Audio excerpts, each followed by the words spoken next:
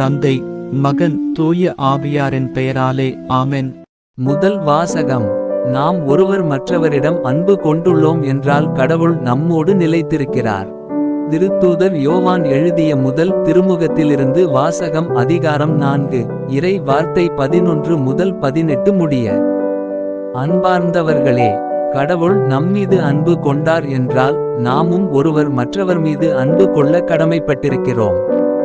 கடவுளை எவரும் என்றுமே கண்டதில்லை.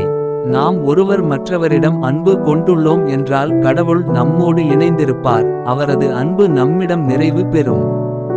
அவர் தமது ஆவியை நமக்கு அருளியதால் நாம் அவரோடு இணைந்திருக்கிறோம் எனவும் அவர் நம்மிடம் இணைந்திருக்கிறார் எனவும் அறிந்து கொள்கிறோம்.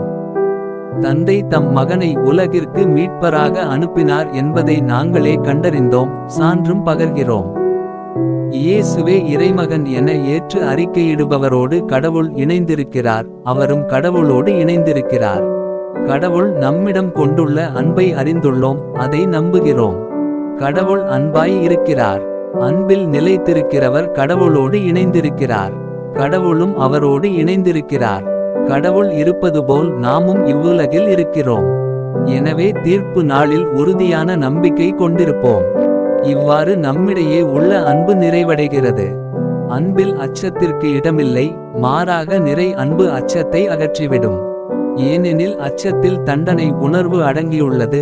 அச்சம் கொண்டுள்ளவரிடம் அன்பு முழு நிறைவு அடையாது. இது ஆண்டவரின் அருள்வாக்கு. பதிலுரை பாடல். பல்லவி.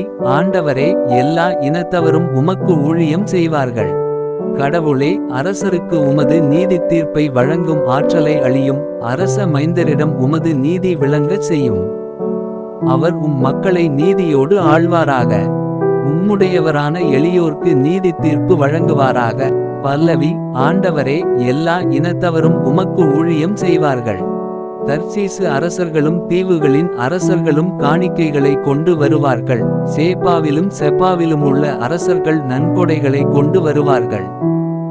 எல்லா அரசர்களும் அவர் முன் தரைமட்டும் தாழ்ந்து வணங்குவார்கள். எல்லா இனத்தவரும் அவருக்கு ஊழியம் செய்வார்கள். பல்லவி. ஆண்டவரே, எல்லா இனத்தவரும் உமக்கு ஊழியம் செய்வார்கள்.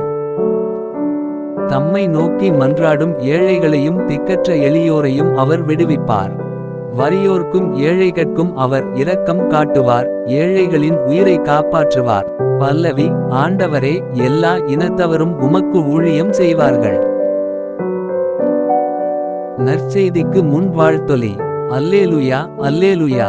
பிற இனத்தாருக்கு பறைசாற்றப்பட்ட கிறிஸ்துவே, உமக்கு மகிமை. விசுவாசத்தோடு உலகில் ஏற்கப்பட்ட கிறிஸ்துவே, உமக்கு மகிமை. அல்லேலுயா. நற்செய்தி வாசகம். இயேசு கடல் மீது நடப்பதை கண்டனர். மார்க்கு எழுதிய தூய நற்செய்தியிலிருந்து வாசகம். அதிகாரம் 6. இறை வார்த்தை 45 முதல் 52 முடிய.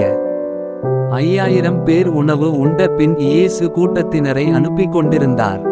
அப்பொழுது தம் சீடரையும் உடனே படகேறி தமக்கு முன் அக்கறையிலுள்ள பெத்சாய்தாவுக்கு செல்லுமாறு அவர் கட்டாயப்படுத்தினார். அவர் அவர்களிடமிருந்து விடை பெற்று கொண்டு இறைவனிடம் வேண்டுவதற்காக ஒரு மலைக்கு சென்றார். பொழுது சாய்ந்த பிறகும் படகு நடுக்கடலில் இருந்தது. ஆனால் அவர் தனியே கரையில் இருந்தார். அப்போது எதிர்காற்று அடித்தது. சீடர்கள் தண்டு வலிக்க பெரிதும் வருந்துவதைக் கண்ட அவர் கடல் மீது நடந்து அவர்களை நோக்கி வந்தார். அவர்களை கடந்து செல்ல விரும்பினார். அப்போது ஏறக்குறைய 4ஆம் காவல் வேளை. அவர் கடல் மீது நடப்பதைக் கண்டு அது பேய் என்று எண்ணி அவர்கள் அலறினார்கள். ஏனெனில் எல்லாருமே அவரை கண்டு அஞ்சி கலங்கினர். உடனே இயேசு அவர்களிடம் பேசினார். துணிவோடு இருங்கள், நான் தான், அஞ்சாதீர்கள் என்றார். பிறகு அவர்களோடு படகில் ஏறினார். காற்று அடங்கியது. அவர்கள் மிக மிக மலைத்து போனார்கள். ஏனெனில் அப்பங்கள் பற்றிய நிகழ்ச்சியை அவர்கள் புரிந்து கொள்ளவில்லை. அவர்கள் உள்ளம் மழுங்கி போயிருந்தது. இது ஆண்டவரின் அருள்வாக்கு. உங்களுடைய பிரார்த்தனைகளையும் வேண்டுதல்களையும் நாளைய திருப்பலியில் ஒப்பு கொடுக்க விரும்புவோர் கீழ்காணும் மெயில் ஐடிக்கு உங்கள் வேண்டுதல்களை அனுப்பவும். அல்லது வீடியோவின் கீழ் கமெண்ட் செய்யவும். பிதா சுதன் பரிசுத்த ஆவியின் பெயராலே ஆமென். தின பிரார்த்தனைகளுக்காக லைக், சப்ஸ்கிரைப் மற்றும் பெல் ஐகானை கிளிக் செய்யவும்.